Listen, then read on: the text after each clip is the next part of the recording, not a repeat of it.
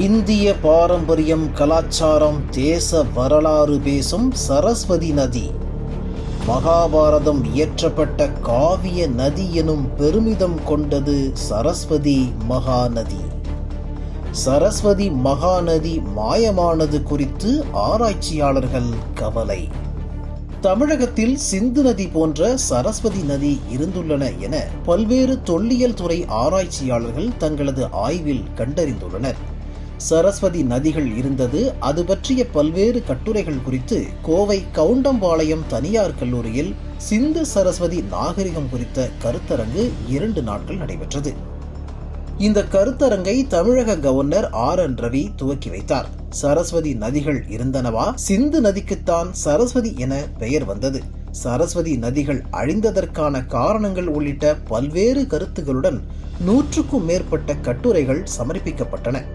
ஒவ்வொரு கட்டுரையிலும் அந்தந்த பகுதியில் உள்ள நீர் நாகரிகம், பொருளாதாரம் உள்ளிட்ட பல்வேறு தகவல்கள் தெரிவிக்கப்பட்டிருந்தன. தொல்லியல் மாணவர்கள், கல்லூரி மாணவர்கள் இந்த கருத்தரங்கில் ஆர்வத்துடன் பங்கேற்று தமிழகத்தில் உள்ள பல்வேறு நதிகள் இணைப்பு குறித்த தகவல்களை கேட்டறிந்தனர். சரஸ்வதி அப்படிங்கிறது நம்ம ஒரு நதி அப்படிங்கிறத தாண்டிலும் நம்ம ஒரு நம்ம ஊரில் தமிழகத்தில் மட்டும் இல்லாமல் நம்மளுடைய சவுத் ஈஸ்ட் ஏஷியன் கண்ட்ரிஸ் வரைக்கும் பார்த்திங்கன்னா நதி அப்படிங்கிறதுக்கு ஒரு தெய்வம் அப்படிங்கிற ஒரு இதை கொடுக்குறோம், நம்ம வழிபடுறோம். கங்கை அம்மன், காவேரி அம்மன் அப்படின்னு தான் நம்ம ஒரு நதியை சொல்லும் போது கூட அதை ஒரு தெய்வீகமாக பார்க்குற ஒரு இது தமிழகத்தில் மட்டும்தான் நம்ம பார்க்க முடியும். அதே மாதிரியான ஒரு கருத்தானது தெற்கு ஆசிய நாடுகள்லையும் நம்ம பார்க்குறோம். இந்த சரஸ்வதி அப்படிங்கிறத பார்க்கும்போது இந்த சரஸ்வதியோடைய கரையில் நிறையா விதமான நம்மளுடைய நாகரிகமானது நல்ல வலுப்பெற்று ரொம்ப வலிமை மிக்கதான ஒரு சமுதாயமாக இருந்திருக்கு.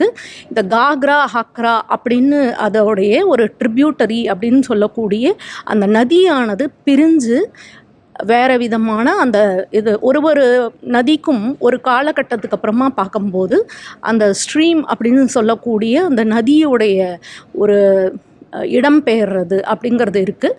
அதே மாதிரி இந்த சரஸ்வதியோடைய கரையில் தான் வேதவியாசர்னு சொல்லக்கூடிய இந்த மகாபாரதமானது இயற்றப்பட்டது. இந்த சரஸ்வதியோடைய கரையில் தான் இந்த காளிபங்கன்னு சொல்லக்கூடிய வயலாகட்டும், அதுக்கப்புறம் லோத்தல்னு சொல்லக்கூடிய பெரிய நமக்கு கோஸ்டல் அப்படிங்கிற அந்த கோஸ்ட் போர்ட் அப்படிங்கிறதெல்லாம் நமக்கு தெரிய வர்றது இந்த சரஸ்வதியோடைய நாகரிகத்தில் தான்.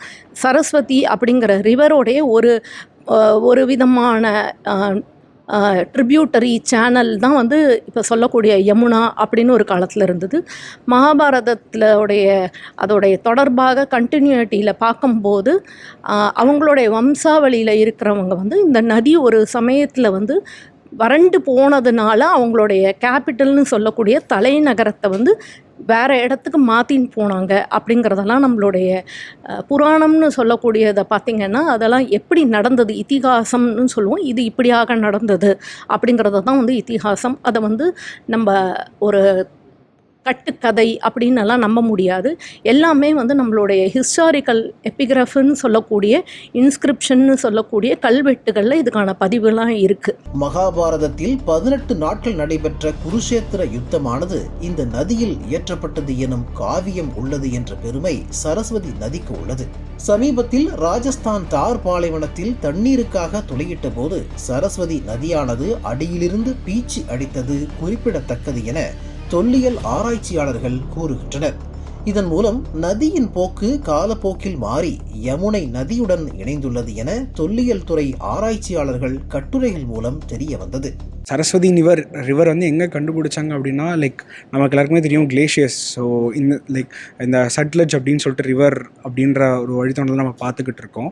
கிட்டத்தட்ட இப்போ வரைக்குமே 1400 2000 சைட்ஸ் வரைக்குமே இந்த சரஸ்வதி ரிவர் பேசினில் இருக்குது அப்படின்னு சொல்லிட்டு ஆராய்ச்சியாளர்கள் சொல்லியிருக்காங்க. இதில் 1400 சைட்ஸ் பார்த்தீங்கன்னா நம்மளோட இந்தியாவுக்குள்ளே இருக்குது. 1400 சைட்ஸ் இன்னமும் எக்ஸ்கவேஷன்ஸ்க்கு உரித்தான ஒரு நிலப்பகுதிகளாக சரஸ்வதி ரிவர் பேசினில் நமக்கு கிடச்சிருக்கு. ஆய்வுகள் மேற்கொண்டு இப்போது தோலவீராவாக இருக்கட்டும், இல்லை நமக்கு வந்து பார்த்திங்கன்னா வந்து நம்ம குஜராத் பகுதிகளாக இருக்கட்டும், இல்லாத ராஜஸ்தான் பகுதிகளாக இருக்கட்டும், இந்த இடத்துலலாம் பார்த்திங்கன்னா ஆய்வுகள் மேற்கொண்டிருக்காங்க. இப்போ Kalyanraman sir, doctor Kalyanraman sir பார்த்திங்கன்னா கிட்டத்தட்ட ஒரு 40 இயர்ஸ் வந்து அவர் அதில் எக்ஸ்பீரியன்ஸ் அவ்வளோ ரிசர்ச் பண்ணியிருக்காரு. அவரோட ரிசர்ச்சில் என்ன சொல்லியிருக்காரு அப்படின்னா, அவங்க வந்து கிரவுண்ட் வாட்டர் போடும்போது கிரவுண்ட் வாட்டர் அவருக்கு கிடச்சிருக்கு. நம்ம இன்றைக்கி எப்படி தண்ணி போட்டு கிரவுண்ட் வாட்டர் எடுக்கிறோமோ அதே மாதிரி சரஸ்வதி அந்த ரிவர் பேசினில் வந்து அவங்க கிரவுண்ட் வாட்டர் பண்ணும்போது கிரவுண்ட் வாட்டர் கிடச்சிருக்கு. அது மட்டும் இல்லாமல் சேட்டலைட் இமேஜ்லேயும் நமக்கு தெரிஞ்சிருக்கு இது மாதிரி ஒரு ரிவர் வந்து இங்கே ட்ரைன் ஆயிருக்கு அப்படின்னு சொல்லிட்டு.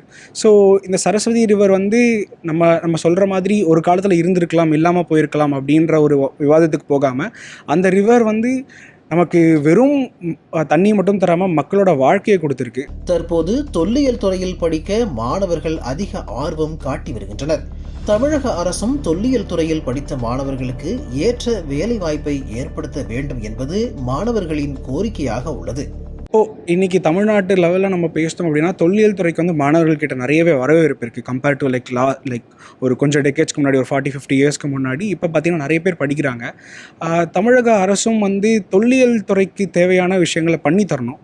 பிகாஸ் இப்போ படிச்சுட்டு அவங்கள வேலை வாய்ப்பு இல்லாமல் இருக்காங்க, இல்லைனா வந்து வேறு ஏதாவது மியூசியம் க்யூரேட்டர்ஸ் அது மாதிரி ஒரு ஜாப்க்கு போகிறாங்க. பட் ஆனால் தொல்லியல் துறை வந்து இதற்காகவே நம்மளோட தொல்லியல், அதாவது நம்மளோட வரலாறையும் வரலாற்று பின்னணியும் இப்போ இருக்க காலகட்டத்தோடு உட்படுத்தி நம்மளோட எதிர்காலம் எப்படி இருக்கணும் அப்படின்னு சொல்லிட்டு ஒரு விஷயத்தை தான் சொல்லக்கூடிய ஒரு படிப்பது. அதை படிச்சுட்டு மக்கள் வேலை இல்லாமல் இருக்கக்கூடாது. ஸோ அதை வந்து தமிழ்நாடு அரசு ஏதாவது பண்ணணும். தமிழகத்தில் நதிகள் அதிகமாக இருந்துள்ளதற்கான ஆதாரங்கள் உள்ளன. அந்த நதிக்கரைகளில் பழங்கால மக்கள் வாழ்ந்து புலம்பெயர்ந்ததாக ஆய்வுகள் தெரிவிக்கின்றன. தொல்லியல் துறையில் மாணவர்கள் ஆர்வம் அதிகரித்து வருகிறது. மாணவர்கள், ஆராய்ச்சியாளர்கள், ஆர்வலர்கள் நலன் கருதி தேவையான வசதிகளை தமிழக அரசு செய்து கொடுக்க வேண்டும் என வலியுறுத்தினர்.